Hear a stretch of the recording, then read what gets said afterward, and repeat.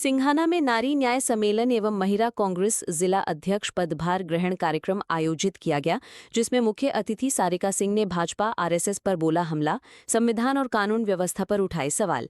इस अवसर पर महिला कांग्रेस की नवनियुक्त जिला अध्यक्ष श्री शकुंतला यादव को पदभार ग्रहण करवाया गया।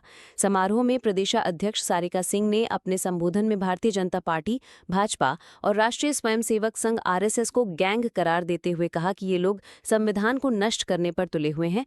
उन्होंने कहा कि भाजपा सरकार में कानून की कमान हमने सौंपी है, तो निश्चित रूप से वो बहुत ही सही निर्णय है और वो बहुत ऊर्जा के साथ में, पूरी ताकत के साथ में महिलाओं के मुद्दों को मुखर होकर के और जिले में उठाएंगी।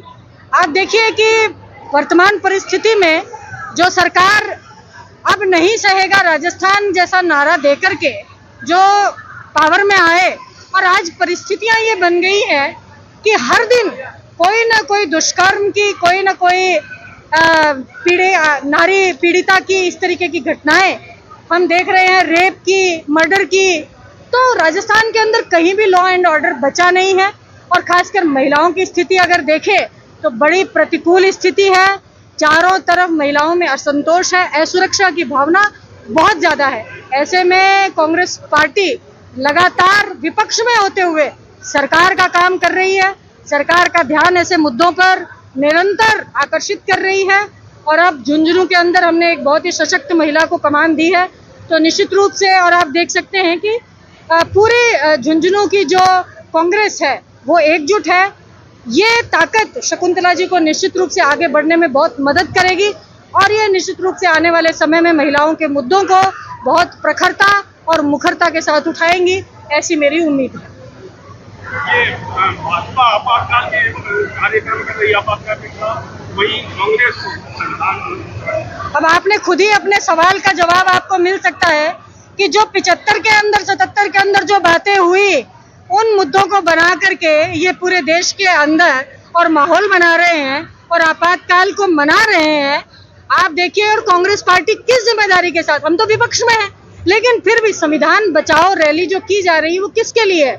इस देश के नागरिकों के अधिकारों को सुरक्षित करने के लिए, इस देश के दलित की आवाज को बुलंद करने के लिए, इस देश के आदिवासियों को जल जंगल और जमीन को बचाने के लिए, इस देश की महिलाओं की सुरक्षा के लिए कांग्रेस पार्टी संविधान बचाने की रैली कर रही है। और ये क्योंकि इनके पास मुद्दे ही नहीं है, पर्ची की सरकार यहाँ है और एक गूंगी सरकार बैठी है दिल्ली में, लगातार सिर्फ झूठी बातें, 56 इंच ये वो। आज आप बताइए कि पहलगाम हुआ, उसके बाद में ऑपरेशन सिंदूर किया, बहुत अच्छी बात है, हमने उसका सहयोग किया, राहुल जी ने, खड़गे जी ने, सब ने एक सुर के अंदर उनका समर्थन किया।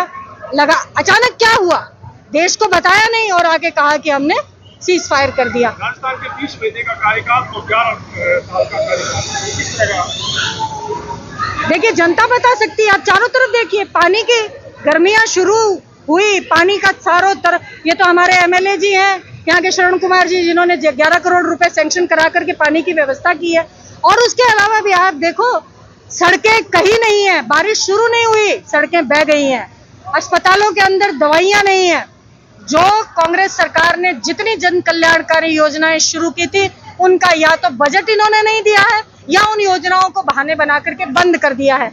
चाहे वो शिक्षा ले लीजिए, चाहे वो हेल्थ ले लीजिए, चाहे वो इंफ्रास्ट्रक्चर ले लीजिए। मैं आपसे बताती हूँ कि एक भवन बताइए ना जिसकी नींव इन्होंने लगाई है 15 महीने में, नींव लगाई है, बनाना तो बहुत दूर की बात है। तो जब 15 महीने पूत के पैर तो पालने में ही दिख जाते हैं, जब 15 महीने में कुछ नहीं कर सके तो आगे आने वाले 3 साल मैं कहना चाहती हूँ कि राजस्थान की जनता के लिए बहुत ही विपरीत होंगे, मुश्किल भरे होंगे, क्योंकि यह सरकार गूंगी बहरी है, कुछ नहीं करने वाली है। हाँ, कांग्रेस पार्टी के हमारे नेता हैं जो लगातार, डोटासरा जी हैं, जूली जी हैं, गहलोत साहब हैं, पायलट साहब हैं, और हर जिले के नेता आप देखिए, चाहे आज आप झुंझुनू की बात करें तो पूरे नेता मंच पर उपस्थित थे। क्यों? वो दर्शाता है कि हम जनता के मुद्दों के लिए हर समय, चाहे कोई भी परिस्थिति हो, हम लड़ने के लिए तैयार हैं और हम लड़ेंगे। आज हमारी प्रदेश अध्यक्ष सारिका मैम ने और हमारे जो सीनियर लीडर्स हैं, इन सभी ने मुझ पर जो विश्वास जताया है, जो जिम्मेदारी दी है, उसको पूरी ईमानदारी से निभाने की कोशिश करूंगी और मेरी जो बहनें आई हैं उन सबको साथ लेकर आगे बढ़ने की कोशिश करूँगी। महिला संगठन को झुंझुनू जिले में हम सब मिलकर मजबूत बनाने की दिशा में कदम उठाएंगे, महिला सुरक्षा के मुद्दों को उठाएंगे और महिलाओं की भीड़ दिखा के ताकत दिखा दी है, संगठन को किस तरह बनाएंगे महिला।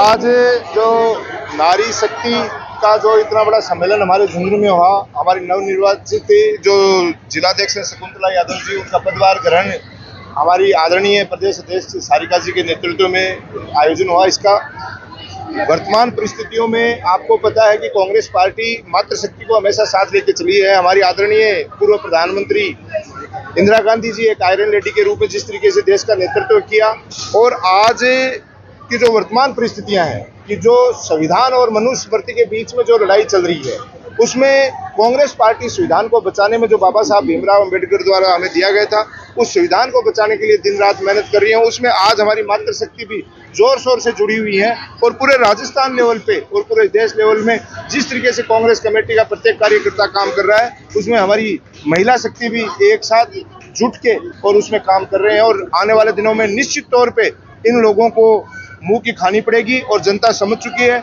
आज की इस परिस्थिति में, इस मौसम में भी आज मातृशक्ति का जो पूरे जिले से हुजूम उमड़ा है, ये बात साबित करती है कि झुंझुनू जिले के युवा और पदाधिकारी नहीं है, यहाँ की मातृशक्ति भी इस बात के लिए सचेत है कि हमारे आने वाली पीढ़ी के लिए हमारे संविधान को बचाना जरूरी है। इस बात पे ये संबल देने, आशीर्वाद देने शकुंतला जी को और सारिका जी को पधारी हैं, और मैं आपके माध्यम से सभी मातृशक्ति को बहुत बहुत धन्यवाद देता हूँ। नारी सम्मेलन जो आज हुआ है, ये एक ऐतिहासिक है। खुद आप सारिका जी ने कहा और भी लोगों ने कहा, जितेंद्र ने यहाँ तक भी कहा कि मैं 40 साल तक ऐसा बढ़िया हुजूम महिलाओं का नहीं देखा। तो इसमें आपको विदित है कि जब महिला जब भी कोई ग्राउंड में आई है तो सारी समस्याओं का समाधान हो ही जाता है। तो मैं कुछ नहीं कहूँगा, एक बात कहूँगा, गंगा मेरी माँ का नाम, बाप का नाम हिमालय, इसका फैसला तुम ही कर लो, हम किस रुपये वाले। खत्म। सर, अब तो कुंभाराम नहर का पानी वो तो लाऊंगा, पानी पिलाऊंगा।